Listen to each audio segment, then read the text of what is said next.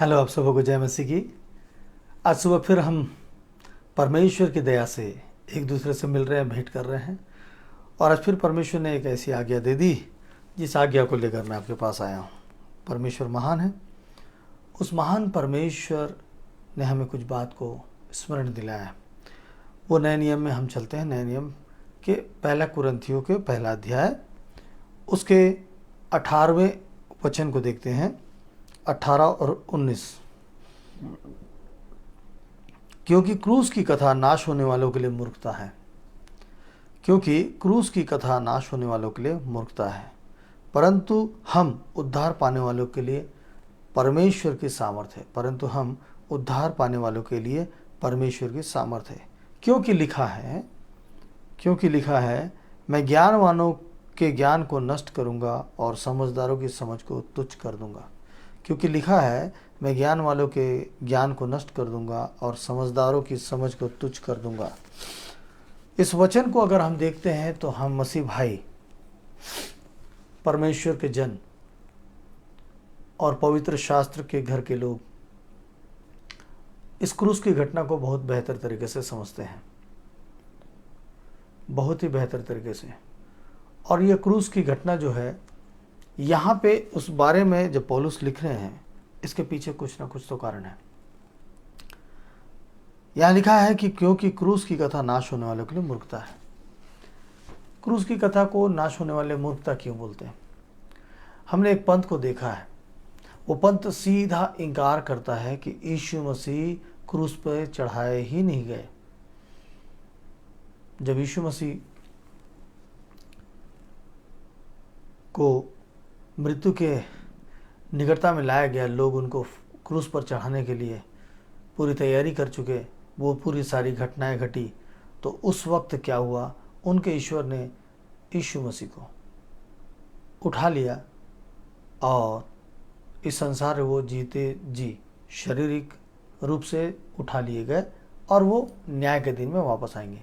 क्रूस की ऐसी कोई घटना घटी ही नहीं उनके अनुसार।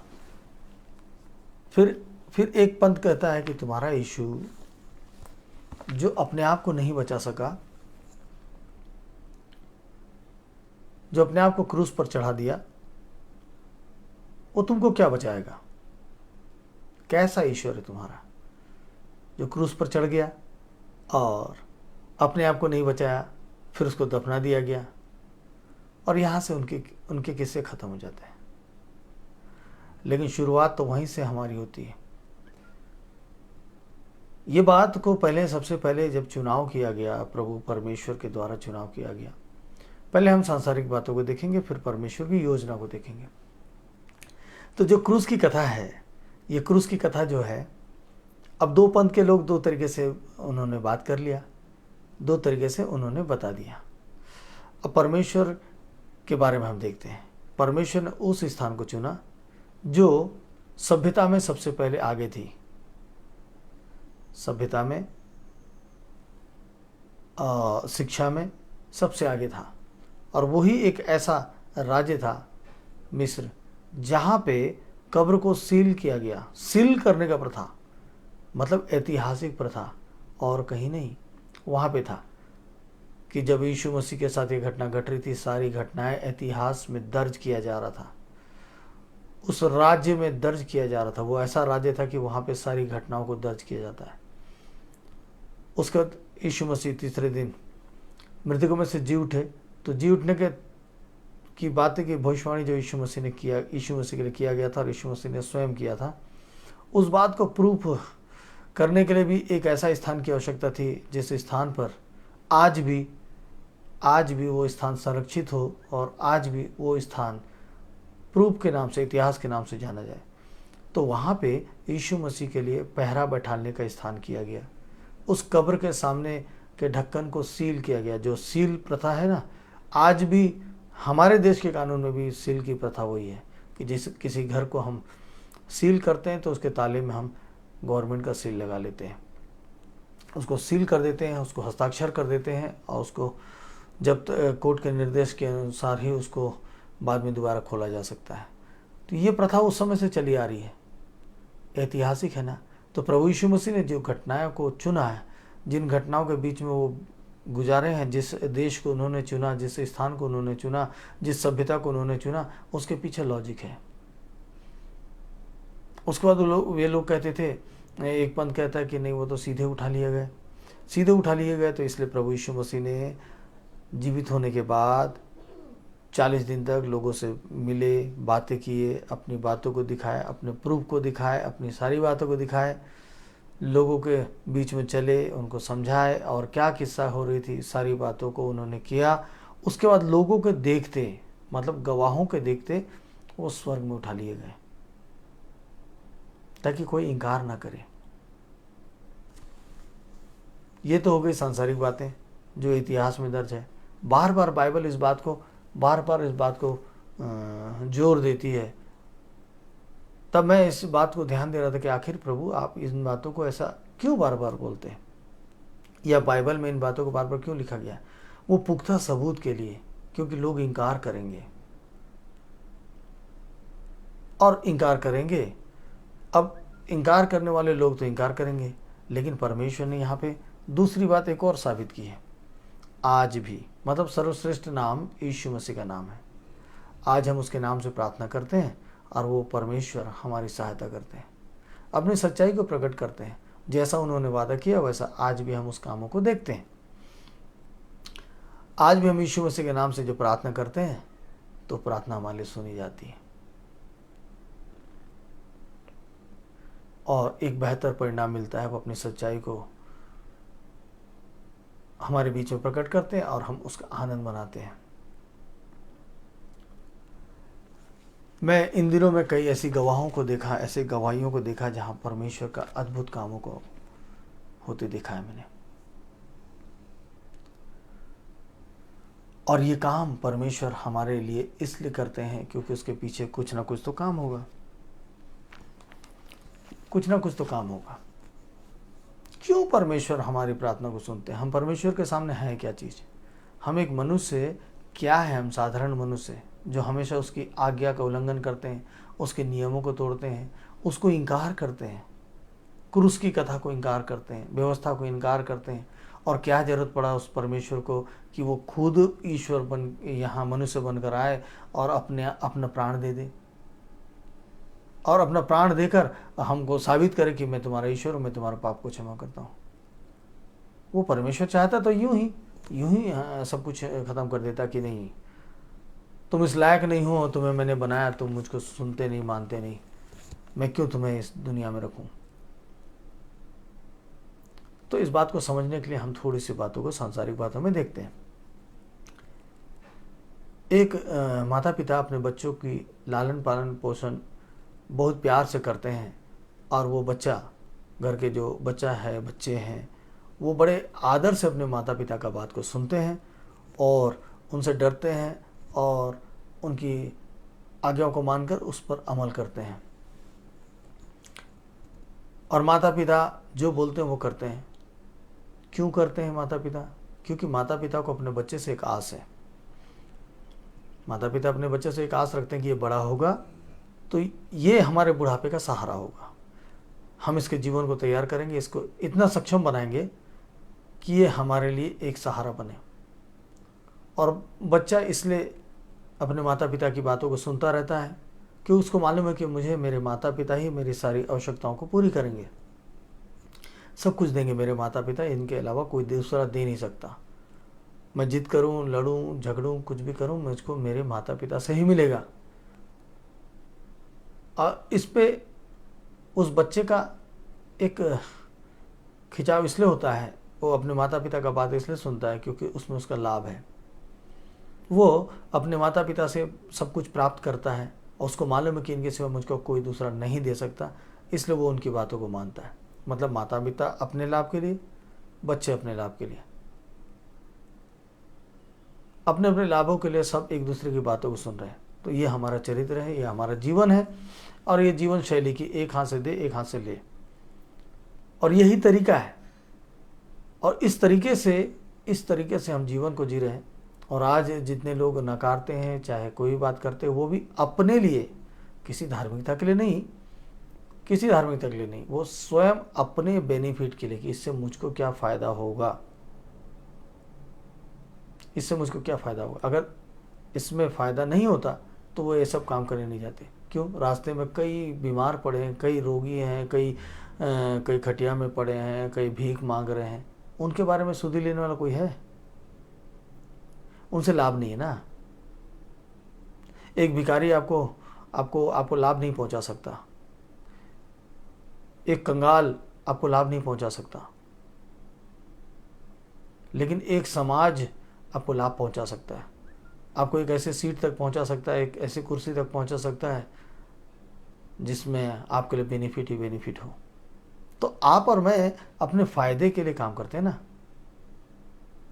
और इस संसार में सारे लोग अपने फ़ायदे के लिए काम करते हैं। अगर हम एक जानवर पालते हैं, वो जानवर आपको इसलिए सुनता है क्योंकि आप उसको खिलाते हैं, आप उसका केयर करते हैं, आप उसका ध्यान रखते हैं, हर वक्त उसको भोजन देते हैं, उसको सुरक्षा देते हैं। वो जानवर आपकी बात सुनता है, वो आपके पास हमेशा रहता है क्योंकि वो अपनी सुरक्षा का लाभ लेता है। ऐसे करके सब तो लाभ ले रहे हैं ना, सब लाभ ले रहे हैं। तो परमेश्वर को हमसे क्या लाभ? परमेश्वर हमसे ऐसा क्यों प्यार करता है? हमारा प्यार करने का कारण तो हम समझ रहे हैं कि हमको लाभ चाहिए। हम अपने समाज से प्यार कर रहे हैं और गैर समाजों में जाकर हम अनैतिक बातों को करते हैं, तो उसके पीछे हमारा लाभ जुड़ा हुआ है। हम अपने माता पिता के साथ जुड़े हुए हैं, उसके पीछे हमारा लाभ जुड़ा हुआ है। हमारे माता पिता हमारे साथ जुड़े हुए, उसके पीछे उनका लाभ जुड़ा हुआ है। तो परमेश्वर का क्या लाभ है जो हमारे लिए जुड़ा हुआ है? जो परमेश्वर ने क्रूस की एक बहुत बड़ी घटना को अंजाम दे दिया, इस संसार में आए, एक स्त्री के पेट में उन्होंने अपने आप को समाया और पवित्रता के साथ इस संसार में प्रवेश किए, और प्रवेश करने के बाद मानव रूप लेकर वो लोगों के बीच में चले फिरे, लोगों को चल फिर कर समझाए, संदेश दिए, सारी बातों को उन्होंने बताया। बताने के बाद अपने आप को, अपने देह को, अपने प्राण को उन्होंने दे दिया। किसके लिए? हमारे लिए। और सारी घटनाओं को अंजाम देने के बाद, मतलब जिसने हमें बनाया वही हमारे हाथों से मार खा रहा है, बेइज्जत सह रहा है, और वो फिर हमको माफ़ भी कर रहा है कि ये नहीं जानते कि ये क्या कर रहे हैं। वो परमेश्वर को क्या लाभ? हमसे क्या लाभ है बताइए? कुछ तो लाभ होगा उस परमेश्वर को, हमसे कुछ तो लाभ होगा।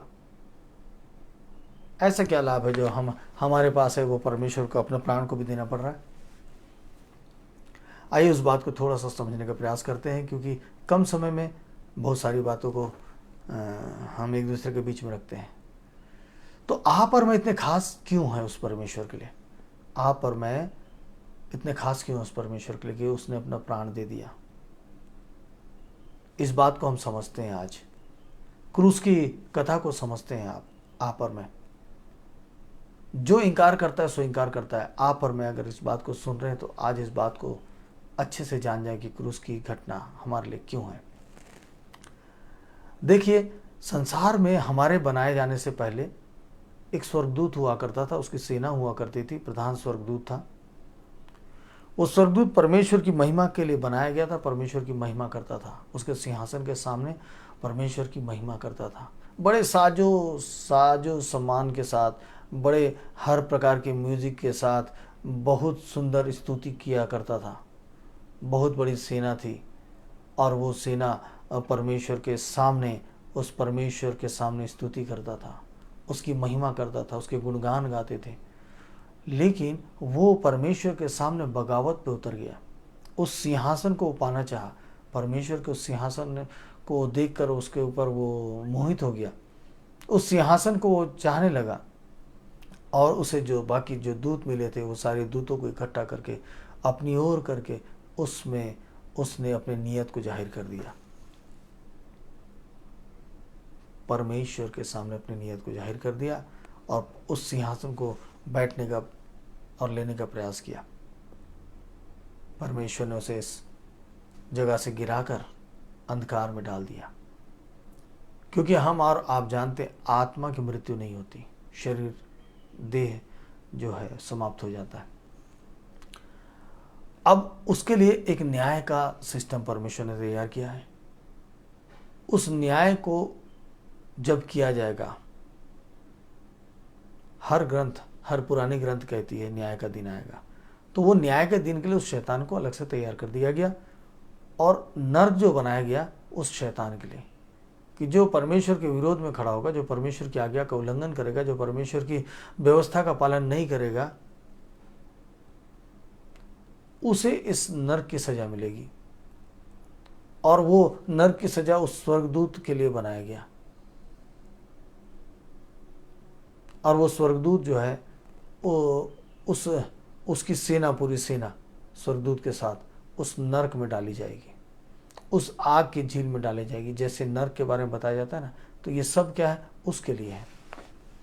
और हम आप जो मनुष्य हैं, साधारण मनुष्य, हमारे लिए वो नर्क बना ही नहीं है। लेकिन हम इसके वर्गलाने पर हम उस स्थान को प्रवेश कर जाएंगे जहाँ हमें नहीं जाना चाहिए और जिसको हम सह नहीं सकते।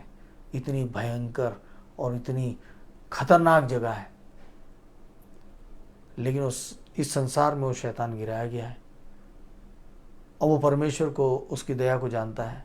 वो बार बार हमारे लिए दोष लगाता है कि देख, मैंने तो तेरे खिलाफ में खड़ा हो, तू मुझको गिरा दिया। ये मनुष्य जो है ये बार बार तेरे खिलाफ खड़ा होता है और वो हमको भी वर्गलाता है, बहकाता है, हमको जल्द से जल्द मृत्यु के रास्ते में ले जाता है। क्यों ले जाता है? कि जितनी ज़्यादा संख्या उसके साथ उस नर्क में होगी, वो परमेश्वर की दया हो सकता है कि उसके सजा को कम कर दे, क्योंकि ये अनंत काल की सजा है। और ऐसी सजा, इतनी खतरनाक, इतनी भयानक जगह, उस जगह पर हम और आप नहीं जा सके, इसलिए परमेश्वर ने अपने प्रेम को दिखाया और हमारे लिए एक रास्ता तैयार किया। और रास्ता तैयार ये हुआ कि अगर आप और मैं इतिहास उठा के देखेंगे तो उस जमाने से बलि की प्रथा होती है। अपने पाप की क्षमा के लिए बलि की प्रथा होती है, रक्त बहाया जाता है निर्दोष जानवरों का। ये सिस्टम था। इस सिस्टम को प्रभु यीशु मसीह ने पूरा करने के लिए अपने आप को मनुष्य का रूप लेकर इस दुनिया में आए और उस लहू की प्रथा को उन्होंने पूरा किया, उस खून की प्रथा को उन्होंने पूरा किया और अपने आप को क्रूस पर दे दिया। और खून का एक एक बूंद उन्होंने उस क्रूस से बहा दिया और बहाने के कारण आप और हम आज आज़ाद हो गए। उस यीशु मसीह के लहू का जैसे नाम लेते हैं ना, तो ये शैतान जो हमें भटकाता है, बहकाता है, हमें से पाप कराता है, व्यभिचार कराता है, जादू टोना तंत्र में फंसाता है, भूत प्रेत में फंसाता है, इन सब चीज़ों से हम आज़ाद हो जाते हैं सिर्फ यीशु के लहू की जय बोलने पर और यीशु का नाम लेने पर। जैसे हम लेते हैं वो भागने लगता है, क्योंकि वो हमको मृत्यु के गड्ढे में ले जाना चाहता है और परमेश्वर जीवन की ओर। तो परमेश्वर का लाभ ये है कि परमेश्वर चाहता है कि जिसे उसने अपने स्वरूप में, अपने प्रेम से बनाया है, वो सब उसके साथ उस स्वर्ग में रहे। जैसे हमारे बच्चे अपने खिलौनों को बटोर के अपने पास रखते हैं ना, एक भी खिलौने को खोने नहीं चाहते, या हम अपने सामानों को बटोर के रखते हैं, खोना नहीं चाहते, उसी प्रकार परमेश्वर ने हमें रचा है और अपने साथ रखना चाहता है, क्योंकि उसने अपने स्वरूप में हमें बनाया। और ये उनका लाभ है, ये उनका लाभ है कि हम सब उनके साथ स्वर्ग में जाएं। और इसलिए उन्होंने उस प्रथा को पूरा किया, उस बलि की प्रथा को पूरा कर दिया कि आज से बलि की प्रथा को मैं पूरा करता हूँ, आज के बाद तुम्हें ऐसी कोई भी वस्तु की जरूरत नहीं। तुम व्यवस्था के आधार पर नहीं, जो कोई मुझ पर विश्वास करेगा, अपने पापों की अंगीकार करेगा, यीशु मसीह से पापों की क्षमा मांगेगा, उसके लिए स्वर्ग का रास्ता खुल जाता है। लेकिन प्रभु यीशु मसीह जब दुनिया में आए तो उन्होंने कहा कि तुम व्यवस्था का पालन करके स्वर्ग में प्रवेश नहीं कर पाओगे। मैं मानता हूं कि सारे ग्रंथ, जितने भी ग्रंथ हैं, सब जो दावा करते हैं, सबके अपने अपने ग्रंथ सही हो सकते हैं, क्योंकि उनमें जो बातें लिखी है उसमें व्यवस्था का पालन करना तो लिखा हुआ है। और क्या हम व्यवस्था का पालन कर पाते हैं? क्या हम पूरी व्यवस्था का पालन कर पाएंगे अपने जीवन भर? जब तक हम मृत्यु के शैया में नहीं जाएंगे, क्या हम उसका पालन कर पाएंगे? एक भी चूक करेंगे ना तो हमारा प्रवेश का दरवाजा बंद हो जाएगा, एक भी चूक। इसलिए परमेश्वर ने कहा स्वयं जमीन में आकर कि व्यवस्था का पालन करके स्वर्ग में जाना बहुत कठिन काम है। व्यवस्था का पालन करके स्वर्ग में जाना बहुत कठिन काम है। क्योंकि जो व्यवस्था हमने खुद ठहराई है उस व्यवस्था का पालन हम खुद नहीं कर पाते। इसलिए परमेश्वर अपने आप को दिए और एक सरल रास्ता बना दिए कि जो उस प्रभु पर विश्वास करे, उस लहू पर विश्वास करे, उस घटना पर विश्वास करे और अपने आप को परमेश्वर के सामने अंगीकार करे, वो व्यक्ति उद्धार पा जाएगा और वो चंगाई की ओर जाएगा। तो मेरे भाइयों, आप पहले बात को समझिए कि आप जो बोलते कि तुम्हारा प्रभु यीशु अपने आप को नहीं बचा पाया, तुम्हारा प्रभु यीशु मसीह अपने आप को नहीं बचा पाया, तुम धोखे में हो, तुम्हारा प्रभु यीशु मसीह मरा ही नहीं, ऐसे ही उठा लिया गया, तो आप लोगों के लिए खास संदेश है। ये घटना का विशेष उद्देश्य है। इस घटना के पीछे एक विशेष उद्देश्य है और उद्देश्य यही है। और इस उद्देश्य को अगर आपको जानना है, तो आप स्वयं से जानिए ना। किसी ग्रंथ से आपको पढ़कर और किसी व्यक्ति से सुनकर नहीं। ये परमेश्वर अगर जीवित है, जिसने इस घटना को अंजाम दिया है, जो वाकई में हमसे प्रेम करता है, और जैसा बाइबल कहती है कि वो हमसे प्रेम करता है इसलिए अपने आप को दे दिया ताकि जो कोई उस पर विश्वास करे वो नाश ना हो परंतु अनंत जीवन पाए। अगर वाकई में घटना सच्ची है तो वो परमेश्वर आज भी सच्चा है। आज भी वो परमेश्वर बोलता है, परख कर देखो कि मैं तुम्हारा परमेश्वर हूँ कि नहीं, तुम्हारा बनाने और रचने वाला। तो आपको और मेरे को उसके पास जाने की आवश्यकता नहीं पड़ेगी उसको परखने के लिए। अपने कमरे में जाइए, अपने आप में बैठिए और उस यीशु से मांगिए कि अगर आप वाकई में मेरे लिए इस क्रूस की घटना को आपने किया कि मैं स्वर्ग में जाऊं, तो मुझे बताइए कि मैं कैसे उस स्थान पर जाऊं। मेरे जीवन को आप अभी इसी वक्त आईने के समान दिखाइए कि मैं क्या चीज़ से गलती कर रहा हूँ, किन बातों से मैं गलती कर रहा हूँ जिससे मैं स्वर्ग नहीं जा सकता, कौन सी बात है जो मुझको सुधारने की आवश्यकता है, मेरे अपने जीवन से कौन सी बात है मुझे को सुधारने की आवश्यकता है। और जब हम इस बातों को देखेंगे, जब जानेंगे, तभी हम उस बात को समझ पाएंगे। तो मेरे विश्वासी भाइयों बहनों, मैं इतनी बड़ी घटना को एक छोटे से बातों में बोल नहीं सकता, लेकिन मैं आपको इतनी बात बताया हूँ कि परमेश्वर का क्या लाभ जो वो हमारे लिए अपने आप को दे दिया। तो परमेश्वर का क्या लाभ आप और मैं समझ सकते हैं। जिसको स्वर्ग के रास्ते में जाना है वो इस लाभ को समझ पाएगा, और जिसने अपने आप को उस नरक के लिए चुन लिया है, जो कि मनुष्य के लिए नहीं बल्कि उस गिराए गए शैतान के लिए बनाया गया है, तो वो अपनी तैयारी करे, किसी दूसरे को ना भड़काए,